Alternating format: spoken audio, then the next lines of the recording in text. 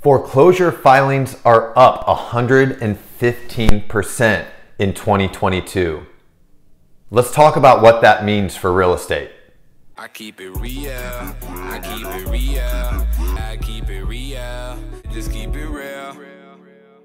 Hey, what's up guys? It's Sam Hartman, keeping it real estate here in Fort Wayne, Indiana. As always, thank you for joining me to deep dive into some of the most pertinent headlines and topics in our real estate market today. And today we're talking about foreclosure proceedings and foreclosure filings more than doubling in 2022. Now, those headlines can look really scary, but what we need to remember is that headlines are there to terrify, not to clarify.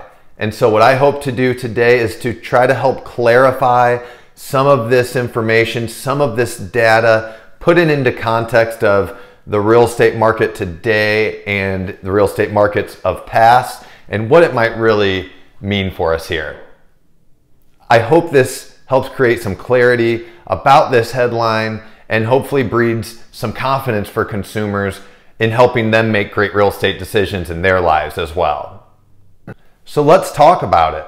This number is absolutely true. Foreclosure rates have more than doubled in 2022 versus 2021. In fact, they're up 115%. Now that is quite a jump, but this is the data they're looking at. They're looking at a very small window of time. They're taking this number from 2021 and to 2022. They're just looking at a 2-year window. What I want to do is I want to pull back. I want to look at a much broader timeline and see what is a typical rate of foreclosures. What is a typical number? What do we normally see?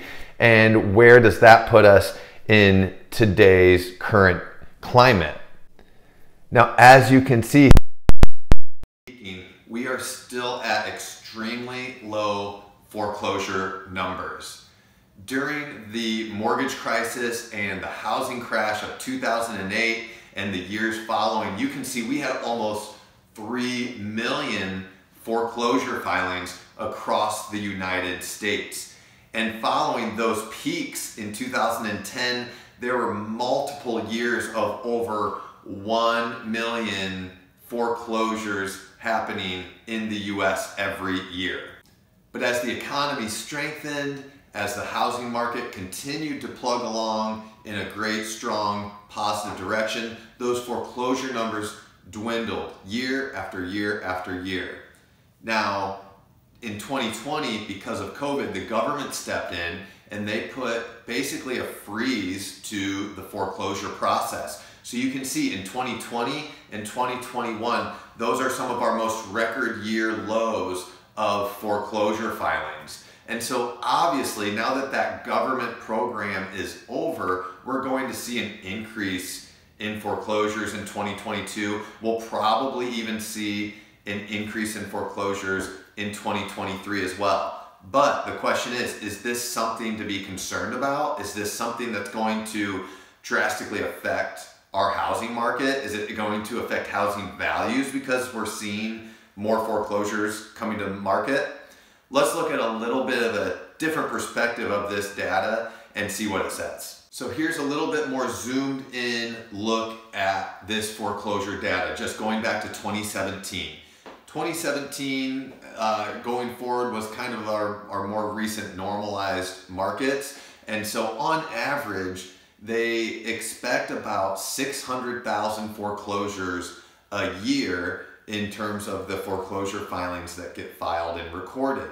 So as you can see, at our current rate in 2022, 324,000 foreclosures, that still leaves us 270 plus thousand short of what is a typical average market of a foreclosure rate. So is it something to be concerned about right now? I think we're still far off from any potential drastic swings in the real estate market due to any sort of high foreclosure rates. But this is certainly data that we want to continue to monitor. And if we do see foreclosure rates starting to reach a point where it could be affecting values in the market, then that's something that we'll have to talk about as well. So we talked about those headlines to start in this video. The headlines that said, you know, mortgage or foreclosure rates are doubling, foreclosure rates up over 115%, all these kind of scary, terrifying headlines. And the data that those headlines were pulling is actually true and factual data. That's what we just looked at. But here is the components of the data that those headlines aren't putting into the story. They're not saying, they're not putting into the context. And so a couple of those additional stat points to highlight is, yes, foreclosure filings are up 115% from 2021 to 2022, but they're actually down 34% from 2019. Now, why is 2019 an important year? Well, 2019 is actually the last normal market year before COVID hit, before government intervention hit that put a squeeze on the foreclosure process, basically put a stop to the foreclosure process so that we really didn't see anything but a trickle of foreclosures coming in. So now that that government intervention, that CARES Act, is now done and over, we're starting to see the foreclosures that maybe were in the pipeline start to come back to the market and start to rise. But that is still 34% less than what was kind of a normal market back in 2019. So we are not seeing a higher than normal influx of those foreclosures coming to market. Another key stat from this data to pull from is that 2010 was the peak in foreclosures during the housing crash, the housing crisis that started in 2008. And so those foreclosures peaked in 2010 at just short of 3 million foreclosures in the US. And so today in 2022, the 324,000 foreclosures that were filed in 2022, that is almost a 90% reduction from those peaks during the housing crisis. So are we looking at this data? Are we looking at this sharp increase in foreclosures of 115% to mean that the bubble is bursting? We're far, far from that. So to round out this video, I want to read a few quotes from experts in the industry. You know, I'm giving you guys my thoughts, my data, my opinions, but there's a lot of other much smarter people than me out there. So let's hear from some of them. So Rick Sharga, who's the Executive Vice President of Market Intelligence with ATTOM Data. ATTOM Data is where we're getting these statistics, we're pulling these numbers from. And so what Rick says is, foreclosure activity remains significantly lower than it was prior to COVID-19 pandemic. It seems clear that government and mortgage industry efforts during the pandemic, coupled with a strong economy, have helped prevent millions of unnecessary foreclosures. So, believe it or not, government intervention seemed to have done its part in helping save homeowners from unnecessary foreclosures, which is an absolutely phenomenal thing. Another great piece of data that he puts into this quote, though, is that 8.4 million homeowners entered this government program to receive relief from foreclosure during COVID. Only 5% of those homeowners still remain at risk of a foreclosure or in the program and have not resolved the potential delinquencies that they have with their mortgage providers. Here's the key to remember. Mortgage companies don't want to foreclose on your home either. They want you to pay your mortgage. That's how they make money. So your bank, your mortgage lender, they don't want your house. They want you to make timely payments. So they're continually working with these homeowners to make sure that they get to a point where the situation is remedied and foreclosure is not an option for them. Lastly, I want to end with a quote by Bill McBride, founder of Calculated Risk Newsletter. And Bill says, "The bottom line is there will be an increase in foreclosures over the next year from record level lows, but there will not be a huge wave of distressed sales as happened following the housing bubble.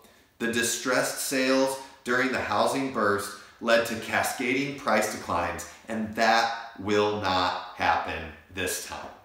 That's Bill's words, not mine, but I tend to agree with Bill. I think the market dynamics that are in play today, right now, are much, much different than what led to the mortgage crisis and the economic crisis of the housing crash in 2008. Now, I understand consumers are very scared because of the recency bias of that happenstance, of that economic fallout that happened there. But what I want to encourage consumers is that it's a matter of supply and demand. And the true fact of the matter is there's more buyers in the market than there are homes to sell. And until something drastically happens to change that dynamic, I don't see anything drastically changing in our housing market that's going to swing values one way or the other. So what I encourage you to do is look out your window, look out your front door into your community. Is your community adding jobs or losing jobs? Are they growing as a community or are they shrinking?